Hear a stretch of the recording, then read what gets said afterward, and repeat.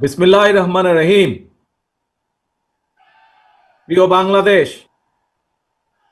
আমার সামনে উপস্থিত ভবিষ্যৎ বাংলাদেশ, বাংলাদেশের ভবিষ্যৎ প্রিয় তরুণ প্রজন্ম,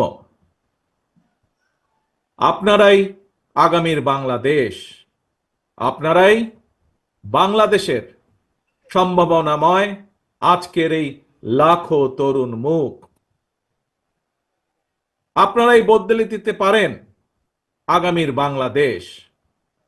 এই তারুণ্যই ফ্যাসিবাদ মুক্ত বাংলাদেশে প্রতিষ্ঠা করবে নিজেদের অধিকার। প্রবীণের প্রজ্ঞা, পরামর্শ আর তারুণ্যের শক্তিতেই ইনশাল্লাহ নির্মিত হবে ৭১ থেকে ২৪ পর্যন্ত লাখো শহীদের আকাঙ্ক্ষার সেই প্রত্যাশিত বাংলাদেশ। আজকের এই তারুণ্যের সমাবেশের সভাপতি জনাব আব্দুল মোনায়েন মুন্না, উপস্থিত বাংলাদেশ জাতীয়তাবাদী দলের স্থায়ী কমিটির সম্মানিত সদস্যবৃন্দ, বিএনপির কেন্দ্রীয় এবং অঙ্গ সহযোগী সংগঠনের নেতৃবৃন্দ, এই সমাবেশে উপস্থিত বিভিন্ন শ্রেণী পেশা বিশিষ্টজন, বিশিষ্ট ব্যক্তিবর্গ, সমাবেশে অংশগ্রহণকারী লাখো লাখো মানুষ, আপনারা আমার সালাম গ্রহণ করুন। আসসালাম আলাইকুম। প্রিয় ভাই বোনেরা, নারী কিংবা পুরুষ, তরুণ জনগোষ্ঠী দেশের উন্নয়ন এবং অর্থনীতির প্রাণ শক্তি। তারুণ্যের শক্তি আর নারী শক্তিকে কর্ম পরিকল্পনার বাইরে রেখে কখনোই একটি রাষ্ট্র এগিয়ে যেতে পারে না। এবং তাই তরুণ জনগোষ্ঠীকে প্রাধান্য দিয়ে তরুণ জনগোষ্ঠীর আশা আকাঙ্ক্ষাকে ধারণ করে বিএনপি আগামী দিনের সকল কর্ম পরিকল্পনা গ্রহণ করছে, কাজ করছে, প্রস্তুতি নিচ্ছে। দেশের তরুণ জনগোষ্ঠীর কাছে বিএনপির কর্ম পরিকল্পনা তুলে ধরার লক্ষ্যে আপনারা দেখেছেন গত এক মাসে সারা দেশের বিভাগীয় শহরগুলোতে তারুণ্যের সমাবেশ অনুষ্ঠিত হয়েছে। একই সাথে যেদিন সমাবেশ অনুষ্ঠিত হয়েছে তার আগের দিন ভিন্ন মত এবং ভিন্ন শ্রেণী পেশার তারুণ্যের প্রতিনিধিদের নিয়ে অনুষ্ঠিত হয়েছে সেমিনার। তারা তাদের মতামত তুলে ধরেছেন কিভাবে এই দেশকে আমরা সামনে এগিয়ে নিয়ে যেতে পারি। আজ তারই অংশ হিসাবে ঢাকা বিভাগের তারুণ্যের সমাবেশ অনুষ্ঠিত হচ্ছে। উপস্থিত সমাবেশ গ্লোবালাইজেশনের এই সময় মানুষের আকাঙ্ক্ষা এখন আর স্বপ্ন দেখার মধ্যে সীমাবদ্ধ নয়। এখন সকলের সামনে সম্ভাবনার সকল দ্বার উন্মুক্ত। এই সম্ভাবনার বাস্তবায়ন ঘটিয়ে বাংলাদেশকে সমৃদ্ধি এবং সাফল্যের দিকে এগিয়ে নিয়ে যেতেই হবে আমাদেরকে। আর কথামালার রাজনীতি নয়, বিএনপির আগামী দিনের রাজনীতি নিরাপদ কর্ম পরিবেশ এবং নতুন কর্মসংস্থান সৃষ্টির রাজনীতি। আর কথামালার রাজনীতি নয়, এখন বাস্তবায়ন আর দৃষ্টান্ত স্থাপনের রাজনীতি। তরুণ প্রজন্মের প্রিয় ভাই বোনেরা, সুজলা সুফলা আমাদের এই প্রিয় মাতৃভূমি বাংলাদেশ অত্যন্ত জনবহুল। তবে আমরা যদি ডেমোগ্রাফিক ডিভিডেন্ড বিবেচনায় নেই, তাহলে আমরা দেখতে পাব দেশের এই বহুল জনসংখ্যাকে যদি জনসম্পদে রূপান্তর করতে পারি, তাহলে এই জনসংখ্যাই হতে পারে দেশের উন্নয়নের সবচেয়ে বড় নিয়ামক। এবং তাই দেশের কর্মক্ষম জনসংখ্যাকে জনসম্পদে রূপান্তর করতে আমরা অগ্রাধিকার নির্ধারণ করেছি কয়েকটি। জনগণের জীবন মানের উন্নয়ন, নারী পুরুষ সবার জন্য নৈতিক মূল্যবোধ কর্মসূচি, কর্মমুখী শিক্ষা ব্যবস্থা, গ্রামীণ উন্নয়নে তথ্য প্রযুক্তির সর্বোচ্চ ব্যবহার, ক্ষুদ্র ও কুটির শিল্পের বিকাশ, দক্ষতা বাড়াতে ব্যাপক প্রশিক্ষণ কর্মসূচি চালু, কর্মসংস্থানের সুযোগ সৃষ্টি এবং জনশক্তি রফতানি, এমন কয়েকটি বিষয় অগ্রাধিকার তালিকায় রেখেই একটি জ্ঞান ভিত্তিক উন্নত এবং নিরাপদ মানবিক বাংলাদেশ গঠনের লক্ষ্যে বিএনপি স্বল্প এবং দীর্ঘ মেয়াদী পরিকল্পনা নিয়েছে, যার উপরে আমরা কাজ করছি। প্রিয় ভাই বোনেরা, বাংলাদেশে প্রায় 4 কোটির মতন পরিবার রয়েছে। এই পরিবারগুলোর মধ্য থেকে প্রথম পর্যায়ে কম বেশি 50 লক্ষ গ্রামীণ দরিদ্র পরিবারের জন্য আমরা ফ্যামিলি কার্ড চালুর পরিকল্পনা করছি। মা কিংবা স্ত্রী অর্থাৎ পরিবারের নারী প্রধানের নামে ফ্যামিলি কার্ডটিকে ইস্যু করা হবে। প্রান্তিক এই পরিবারগুলোকে প্রতি মাসে রাষ্ট্রীয়ভাবে আর্থিক কিংবা প্রয়োজনীয় খাদ্য সহায়তা প্রদানের আওতায় আনা হবে। আমরা আশা করি সময়ের সাথে এর মাধ্যমে পরিবার এবং সমাজে একদিকে নারীর অর্থনৈতিক ক্ষমতায়ন ঘটবে, অপরদিকে পরিবারগুলোর সামনে ধীরে ধীরে স্বাবলম্বী হয়ে ওঠার সুযোগ তৈরি হবে। প্রিয় ভাই বোনেরা, কৃষকদের জন্য ফার্মার্স কার্ড চালু করার আমাদের অন্যতম প্রধান অগ্রাধিকার। একটি নীতিমালার আওতায় কৃষকদের নামে ইস্যু করতে হবে ফার্মার্স কার্ড। এই ফার্মার্স কার্ডে জমির পরিমাণ, দাগ নম্বর সহ প্রয়োজনীয় সব তথ্য থাকবে। কৃষক এবং কৃষি নির্ভর বাংলাদেশে কৃষি খাতে বর্তমানে শ্রমশক্তির পরিমাণ কম বেশি প্রায় 3.5 কোটির মতন। এদের মধ্যে যেমন বর্গাদার চাষি কিংবা ভূমিহীন কৃষক রয়েছেন, তেমনি অনেক কৃষকের নামে নির্দিষ্ট পরিমাণ কিছু জমিও রয়েছে। যেসব বর্গা চাষি কিংবা কৃষক তাদের নামে থাকা জমিতে বছরে একাধিক ফসল ফলাতে গিয়ে আর্থিক সংকটে পড়েন, এমন কৃষকদেরকে কমপক্ষে একটি ফলনের সম্পূর্ণ খরচ রাষ্ট্রীয়ভাবে দেওয়ার পরিকল্পনা আমরা করছি। উৎপাদনের জন্য ফার্মার্স কার্ডের মাধ্যমে এভাবেই সরকারি সহায়তা পেলে উৎপাদন যেমন একদিকে বাড়বে, তেমনি কোনো কৃষি জমি অনাবাদি থাকবে না এবং একই সাথে ভূমিহীন কৃষকদের জন্য কর্মসংস্থান সৃষ্টি হবে। প্রিয় সমাবেশ, ব্যক্তি, পরিবার এবং দেশের উন্নয়নের জন্য অবশ্যই বেকারত্ব একটি বড় সমস্যা। জনগণের রায় বিএনপি রাষ্ট্র পরিচালনার দায়িত্ব পেলে সরকার গঠন করার প্রথম দিন থেকেই বিভিন্ন সেক্টর ভিত্তিক কর্মসংস্থান সৃষ্টির পরিকল্পনা বাস্তবায়ন হবে। বিএনপির প্রথম এবং প্রধান অগ্রাধিকার হবে এটি। এই জন্য দেশে বিদেশে কর্মসংস্থান সৃষ্টির খাতগুলোকে চিহ্নিত করার কাজ এরই ভেতরে আমরা হাতে নিয়েছি। প্রিয় ভাই বোনেরা, বর্তমান বিশ্ব তথ্য প্রযুক্তির বিশ্ব। এই সময় বিশ্ব বাজারের সঙ্গে দক্ষতা এবং যোগ্যতার প্রতিযোগিতায় টিকে থাকতে হলে অবশ্যই তথ্য প্রযুক্তি এবং কারিগরি শিক্ষায় দক্ষতা অর্জনের কোনোই বিকল্প নেই এবং সে কারণে আমরা একটি নির্দিষ্ট বয়স থেকে তরুণ প্রজন্মকে নৈতিক এবং কর্মমুখী শিক্ষায় প্রশিক্ষিত করে গড়ে তুলতে চাই। বিদ্যমান যে একাডেমিক সিলেবাস, এর পাশাপাশি স্কুল কলেজ পর্যায় থেকে আমরা আইসিটি এবং কারিগরি শিক্ষা প্রবর্তন করতে চাই। একই সাথে আমরা বর্তমানে মনে করি যে বর্তমানে স্পোর্টস এখন আর শুধু শারীরিক ব্যায়াম কিংবা বিনোদনের বিষয় নয়। সুতরাং এই স্পোর্টসকে একটি পেশা হিসাবে প্রতিষ্ঠিত করার লক্ষ্যে ক্রীড়াকে আমরা শিক্ষা ক্যারিকুলামের অন্তর্ভুক্ত করতে চাই। প্রিয় উপস্থিতি, বর্তমান বিশ্বে সাফল্যের প্রতিযোগিতায় যদি টিকে থাকতে হয় তাহলে বহুমুখী প্রতিভার বিকাশ ঘটাতে হবে। শিক্ষার্থীদেরকে একদিকে ভাষা শেখা যেরকম জরুরি, বর্তমানে আমরা স্কুল কলেজে সাধারণত বাংলা ইংরেজি শেখার সুযোগ পাই। তবে এর পাশাপাশি আমরা যদি আরো কিছু ভাষা যেমন আরবি, ম্যান্ডারিন, জার্মান, ফ্রেঞ্চ সহ এই ধরনের বহুল প্রচলিত একটি তৃতীয় ভাষা, এবং যদি সম্ভব হয় তাহলে চতুর্থ ভাষা হিসেবে আরেকটি ভাষা শিখাতে পারি, তাহলে আমি ব্যক্তিগতভাবে বিশ্বাস করি বাংলাদেশের ভবিষ্যৎ সন্তানদের জন্য বিশ্ব বাজার উন্মুক্ত হয়ে পড়বে।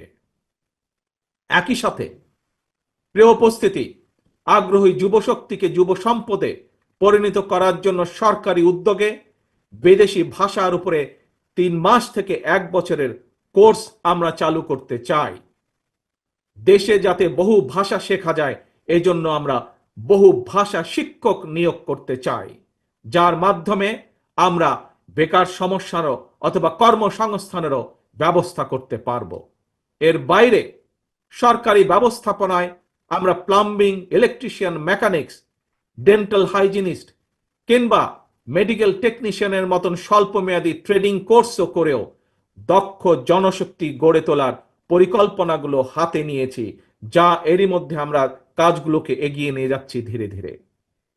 তরুণ প্রজন্মের প্রিয় ভাই বোনেরা, আপনারা সবাই বিশ্বব্যাপী অনলাইন কেনাকাটা সম্পর্কে জানেন। অনলাইন ভিত্তিক জায়ান্ট প্রতিষ্ঠান আমাজন, ইবে কিংবা আলিবাবার মতন বিশ্ববিখ্যাত ই কমার্স প্ল্যাটফর্মের জন্য হাজারো পণ্যের চাহিদা রয়েছে। এইসব প্ল্যাটফর্মের সঙ্গে সংশ্লিষ্ট অনেকের সঙ্গে আমি ব্যক্তিগতভাবে কথা বলেছি। বিশ্ববিখ্যাত এই সকল ই কমার্স প্ল্যাটফর্মের চাহিদা অনুযায়ী আমাদের বাংলাদেশে অনেক পণ্য তৈরির সুযোগ রয়েছে। আমাজনের মতন বৈশ্বিক অনলাইন প্ল্যাটফর্মকে সামনে রেখে আমরা আমাদের দেশে ক্ষুদ্র এবং মাঝারি শিল্পের উৎপাদন বাড়ানোর সুযোগ গ্রহণ করতে পারি, সুযোগ আমরা তৈরি করতে পারি, সুযোগ আমরা নিতে পারি। বিশ্ববিখ্যাত ই কমার্স প্রতিষ্ঠানের চাহিদা মিটিয়ে কিভাবে বিশ্ববাজারে প্রবেশ করা যায়, এর জন্য এরই মধ্যে যারা এক্সপার্ট আছেন তাদের সাথে আমরা আমাদের টিম নিয়ে কাজ শুরু করেছি এরই ভিতরে। প্রিয় ভাই বোনেরা, বাংলাদেশের বহু তরুণ প্রজন্মের সদস্য অনলাইনে কাজ করেন কিংবা করছেন কিংবা করার ইচ্ছে রয়েছে। আপনাদের জন্য কর্মসংস্থান এবং নিরাপদ কর্ম পরিবেশ নিশ্চিত করতেও আমাদের উদ্যোগ রয়েছে। আমি জানি শিক্ষিত তরুণ প্রজন্মের সামনে বর্তমানে ফ্রিল্যান্সিং একটি অত্যন্ত আকর্ষণীয় সেক্টর। দেশে এই মুহূর্তে প্রায় 10 লক্ষের মতন ফ্রিল্যান্সার আউটসোর্সিং এর মাধ্যমে $100 কোটি বেশি আয় করতে সক্ষম হচ্ছেন। আউটসোর্সিং এর সঙ্গে যুক্ত বেশ কিছু মানুষের সঙ্গে আমি কথা বলেছি। তারা জানিয়েছেন লেনদেনের জন্য বাংলাদেশে পেপাল, ওয়াইজ বা স্ট্রাইপের মতন আন্তর্জাতিক গেটওয়ে প্রতিষ্ঠান ব্যবহারের সুযোগ না থাকায় তাদের অর্জিত যে অর্থ সেটি দেশে আনা কষ্টকর হয়ে পড়ে। আমি মনে করি সবার আগে এই ধরনের যে সমস্যা, সেই সমস্যার সমাধান করা উচিত। প্রিয় উপস্থিতি, এই বিষয়টি নিয়ে আমি গত 1 দশক ধরে বেশ অনেকবার কথা বলে এসেছি। বিএনপি মনে করে প্রায়োরিটি বেসিসে দেশের IT entrepreneur, e commerce sector এবং ফ্রিল্যান্সারদের সুবিধায় পেপালের মতন আন্তর্জাতিক গেটওয়ে প্রতিষ্ঠান সুবিধা বাস্তবায়ন করা উচিত। বাংলাদেশে পেপাল সুবিধা নিশ্চিত করা গেলে, যার লক্ষ্য আমাদের রয়েছে, তাহলে লক্ষ লক্ষ ফ্রিল্যান্সারদের কাজের সুযোগ বাড়ার পাশাপাশি দেশে রেমিটেন্সের পরিমাণও বাড়বে ইনশাআল্লাহ। প্রিয় তরুণ প্রজন্মের ভাই ও বোনেরা, প্রতিকারের চেয়ে প্রতিরোধী উত্তম। এই নীতির আলোকে দেশের জনগণের স্বাস্থ্যসেবা নিশ্চিত করা বিএনপির পরিকল্পনার আরেকটি গুরুত্বপূর্ণ অগ্রাধিকার। জনসচেতনার মাধ্যমে অনেক ধরনের রোগ থেকে নিজেদেরকে মুক্ত রাখা যায়। নাগরিকদের স্বাস্থ্যসেবা নিশ্চিত করতে বিএনপি 1 থেকে 3 বছরের স্বল্প মেয়াদী এবং দীর্ঘমেয়াদী পরিকল্পনা হাতে নিয়েছে। এর একটি অংশ হিসাবে প্রতিটি গ্রামে আমরা হেলথ কেয়ার ওয়ার্কার নিয়োগ দেওয়ার পরিকল্পনা নিয়েছি। এই হেলথ কেয়ার ওয়ার্কারদের 80% হবেন নারী। অর্থাৎ সারা বাংলাদেশে যদি আমরা 1 লক্ষ হেলথ কেয়ার নিয়োগ করি, তাহলে তার মধ্যে 80 থেকে 85 হাজার নিয়োগ পাবেন এদেশের নারীরা। যার মাধ্যমে আমরা একটি বিশাল অংশের কর্মসংস্থানের ব্যবস্থা করতে পারব। শুধু তাই নয়, এর পাশাপাশি জনগণের দোরগোড়ায় যাতে স্বাস্থ্যসেবা পৌঁছে দেওয়া যায়, জনগণকে যাতে দ্রুত স্বাস্থ্যসেবা দেওয়া যায়, সেই জন্য সরকারি এবং প্রাইভেট যে সেক্টর আছে, কিভাবে দুটিকে একত্রিত করে আমরা স্বাস্থ্যসেবা গড়ে তুলতে পারি সেটির বিষয়ে আমরা বিশেষজ্ঞদের সাথে পরামর্শ করছি, আমরা সেটির বিষয়ে কাজ করছি। প্রিয় ভাই বোনেরা, স্বাস্থ্য, পরিবেশ এবং জলবায়ুর পরিবর্তন, এই তিনটির একটি অপরটির উপর প্রভাব রয়েছে। সুতরাং খাল খনন এবং বৃক্ষরোপণের বিষয়টিও বিএনপির অগ্রাধিকার তালিকায় রয়েছে। সারা দেশে পরিকল্পিত উপায়ে বৃক্ষরোপণ করা গেলে জলবায়ুর নেতিবাচক প্রভাব থেকে মোকাবেলা করা সহজ হবে। প্রায় আমরা পত্রিকার পাতায় দেখি যে বাংলাদেশের, বিশেষ করে ঢাকা শহরের যে বাতাস, সেটি বিশ্বের মধ্যে সবচাইতে যে খারাপ শহরগুলো তার একটি দুটির মধ্যেই উঠানামা করছে। এবং শুধু তাই নয়, বৃক্ষরোপণ সহ আরো কিছু ক্লাইমেট পলিসি নির্ধারণের জন্য আমরা এরই ভিতরে কাজ শুরু করেছি বিশেষজ্ঞদেরকে সাথে নিয়ে। আমাদের লক্ষ্য থাকবে একটি নির্বাচিত সরকারের মেয়াদ যখন 5 বছর, 5 বছরের পরে 5 বছরের ভেতরে 25 থেকে প্রায় 30 কোটি বৃক্ষ রোপণ করা, এবং একই সাথে লক্ষ্য থাকবে সামগ্রিকভাবে দেশের যে তাপমাত্রা সেটি 2 থেকে চেষ্টা করা 3 ডিগ্রি পর্যন্ত কমিয়ে নিয়ে আসা। প্রিয় ভাই বোনেরা, গণতন্ত্র পুনঃপ্রবর্তন করে স্বাধীনতার ঘোষক রাষ্ট্রপতি জিয়াউর রহমান এই দেশে উন্নয়ন উৎপাদনের রাজনীতি চালু করেছিলেন। Mother of democracy Begum Khaleda Zia দেশে নারী শিক্ষার প্রসার ঘটিয়েছিলেন। দেশ এবং জনগণের উন্নয়নে বিশেষ করে তরুণ জনগোষ্ঠীকে প্রাধান্য দিয়ে সেজন্য বিএনপিও আগামী দিনের পরিকল্পনা গ্রহণ করছে। তরুণ প্রজন্মের প্রিয় ভাই বোনেরা, জনগণই বিএনপির সকল রাজনৈতিক ক্ষমতার উৎস।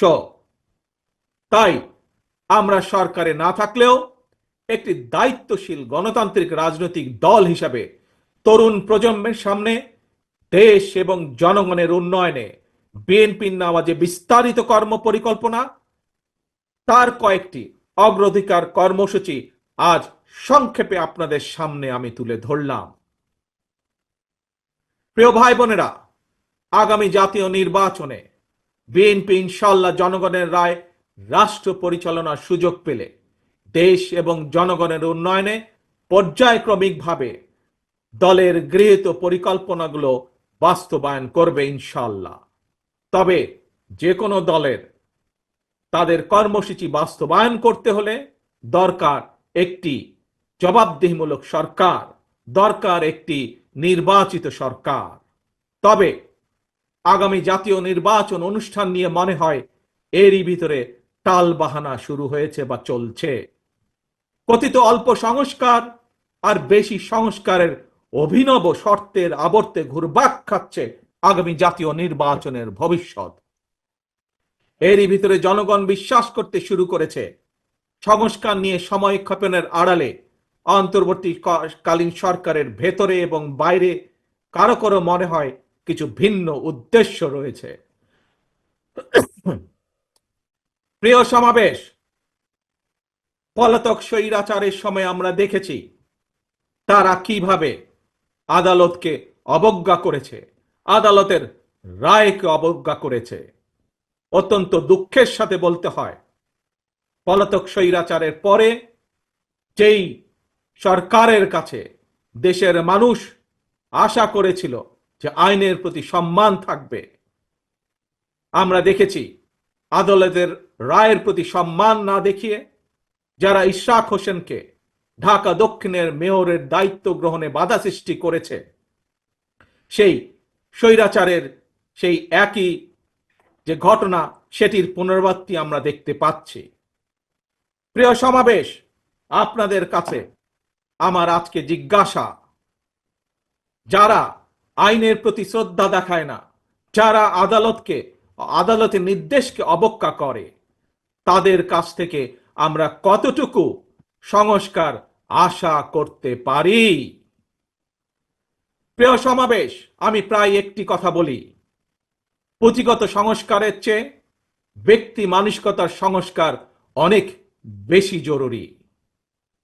নর্থ কোরিয়ার সংবিধানে লেখা রয়েছে Democratic People's Republic of North Korea. সুতরাং কি লেখা আছে তার চেয়েও বেশি যেটি জরুরি তা হলো মেনে চলা। ইশরাকের ক্ষমতা গ্রহণ বা ইশরাকের শপথ গ্রহণে বাধা সৃষ্টি করে আজ আমরা আবারও স্বৈরাচারী মানসিকতার বহিঃপ্রকাশ দেখতে পাচ্ছি। প্রিয় তরুণ প্রজন্মের ভাই বোনেরা, নিরপেক্ষতা এবং বিশ্বাসযোগ্যতাই কিন্তু অন্তর্বর্তীকালীন সরকারের প্রধান পুঁজি। তাই তাদের প্রতি আমাদের আহ্বান থাকবে, তাদের প্রতি আমাদের পরামর্শ থাকবে। জনগণের বিশ্বাস ভালোবাসা নষ্ট হয় অন্তর্বর্তীকালীন সরকারের এমন কোনো পদক্ষেপ নেওয়া ঠিক হবে না। একই সাথে অন্তর্বর্তীকালীন সরকারের প্রতি আবারও আহ্বান জানিয়ে বলতে চাই, গণতান্ত্রিক আমি জনগণ এবং গণতন্ত্রের পক্ষের রাজনৈতিক দলগুলোকে দয়া করে প্রতিপক্ষ বানাবেন না। যদি আপনাদের কেউ রাষ্ট্র পরিচালনায় থাকতে চায় তাহলে সরকার থেকে পদত্যাগ করে জনগণের কাতারে আসুন, নির্বাচন করুন। যদি ভবিষ্যতে নির্বাচনে জনগণের রায় পান তাহলে আবার সরকারের দায়িত্ব গ্রহণ করুন। প্রিয় তরুণ প্রজন্মের ভাই বোনেরা, গত ১.৫ দশকে ভোটার তালিকায় প্রায় ৩.৫ কোটি ভোটার সংযুক্ত হয়েছেন, নতুন ভোটার সংযুক্ত হয়েছেন। এই নতুন ভোটাররা আজ পর্যন্ত একটি জাতীয় নির্বাচনেও ভোট দিয়ে তাদের নিজের পছন্দের প্রার্থীকে জনপ্রতিনিধি নির্বাচিত করার সুযোগ পায়নি। পতিত পরাজিত পলাতক স্বৈরাচারের কাছে মানুষের অধিকার প্রতিষ্ঠা কিংবা নির্বাচন কোনো গুরুত্বপূর্ণ কিছু ছিল না। সুতরাং সংস্কার ইস্যুর পাশাপাশি জাতীয় নির্বাচন অনুষ্ঠানের জন্য অন্তর্বর্তীকালীন সরকারের দৃশ্যমান প্রস্তুতি নেওয়া উচিত বলে আমরা বিশ্বাস করি বা আমরা মনে করি। প্রিয় সমাবেশ, অতীতে বিভিন্ন সময় এই বাংলাদেশে তত্ত্বাবধায়ক সরকার নিরপেক্ষ নির্বাচন অনুষ্ঠিত করেছে এবং প্রত্যেকটি ক্ষেত্রে আমরা দেখেছি তত্ত্বাবধায়ক সরকার ৩ মাসের মধ্যেই সফলভাবে জাতীয় নির্বাচন অনুষ্ঠান সম্পন্ন করেছে।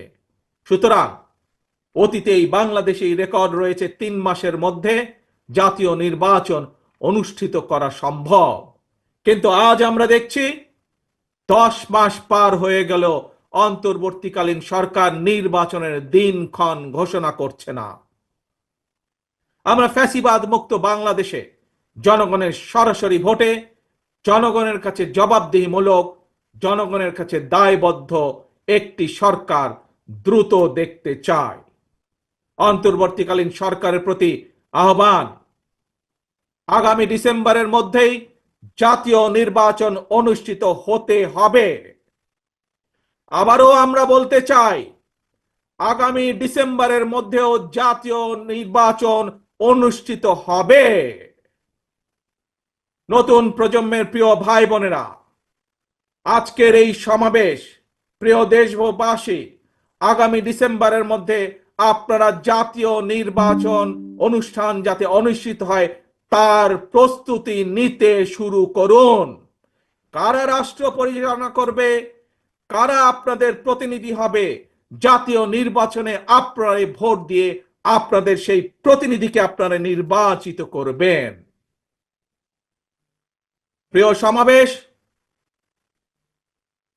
শহীদ রাষ্ট্রপতি জিয়ার সৈনিক দেশনেত্রী বেগম খালেদা জিয়ার কর্মীদের প্রতি আহ্বান জানিয়ে বলতে চাই, আপনারা জনগণের কাছে যান, তাদের প্রত্যাশা জানার চেষ্টা করুন, তাদের প্রত্যাশা বোঝার চেষ্টা করুন, জনগণের মন জয় করুন। কারণ জনগণই বিএনপির সকল রাজনৈতিক ক্ষমতার উৎস। প্রিয় দেশবাসী, প্রিয় সমাবেশ, প্রিয় ভাই বোনেরা, এবার আমি আপনাদের সামনে একটি ছোট্ট স্লোগান তুলে ধরতে চাই। মন দিয়ে দয়া করে সবাই শুনবেন। প্রথমে আমি স্লোগানটি বলবো, মন দিয়ে শুনবেন। তারপরে দ্বিতীয়বার আবারও আমি বলবো, তখন দয়া করে সকলে আমার সামনে স্লোগানটি আপনারা একই সাথে বলবেন। দিল্লি নয়, পিন্ডি নয়, নয় অন্য কোন দেশ, সবার আগে বাংলাদেশ। প্রিয় সমাবেশ বলুন, প্রিয় দেশবাসী বলুন, দিল্লি নয়, পিন্ডি নয়, নয় অন্য কোন দেশ, সবার আগে বাংলাদেশ।